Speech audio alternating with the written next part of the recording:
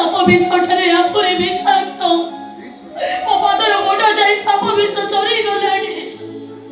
ବଞ୍ଚିବା ବି ମୋର ଅସମ୍ଭବ ହେଇ ପଡ଼ିଲାଣି। ଆରେ କାହିଁକି ସେ ବେକାର କଥା ବାଧ୍ୟ ତୋଡ଼ ତୋଡ଼ ଡରୁଛ କହିଲ? କୋଉଟା ବେକାର କଥା? କୋଉଟା ବାଜ୍ୟ କଥା?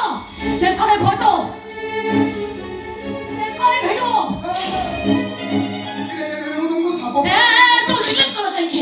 ମୁଁ ସତ କଥା କହୁଛି ବଂଶ ସାରା ମୋ ଗାଁକୁ ଡ୍ରାମା କରିବା ପାଇଁ ଯାଇଥିଲେ ସେଠି ଷ୍ଟେଜ ଉପରେ ସେ ନିଜେ ଗୋଟେ ସୁନ୍ଦରୀ ଆଇରନ୍ କୁ ମିଛ କହିବାକୁ ଚେଷ୍ଟା କରନି କହୁଛି। ଫଟୋ ଭିଡ଼ିଓ କହୁଛି ସତ ସତ୍ୟ ଗୋଟେ ଝିଅକୁ ତମେ ବାହା ହେଇଥିଲ। କହୁଛି ତମେ କଣ ତମ ଚରିତ୍ର କଣ ମୁଁ ବୁଝି ସାରିଲି। ତମେ ଶେଷରେ ମୋ ଚରିତ୍ରକୁ ସନ୍ଦେହ କରୁଛ?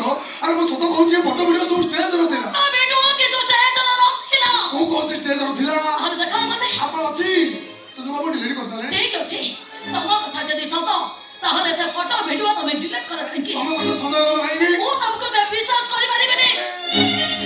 ମୁଁ ତମକୁ କଣ ଧରୁଛି ମୋ କଥାକୁ ଟିକେ ବିଶ୍ୱାସ କର। ମିଛ କହିବାକୁ ଆରେ ମୁଁ ଚେଷ୍ଟା ସତ କରନି। କହୁଛି। ତମ କଥାକୁ କେବେ ସତ ବୋଲି ମାନି ପାରିବିନି। ଅମାନ ହାୟ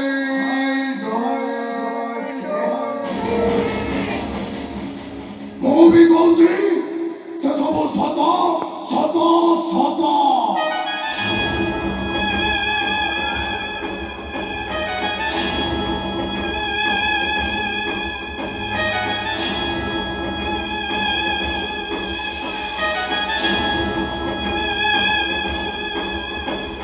ତମ ପୂର୍ବରୁ ମୁଁ ଗୋଟେ ଝିଅକୁ ମ୍ୟାରେଜ କରି ସାରିଛି।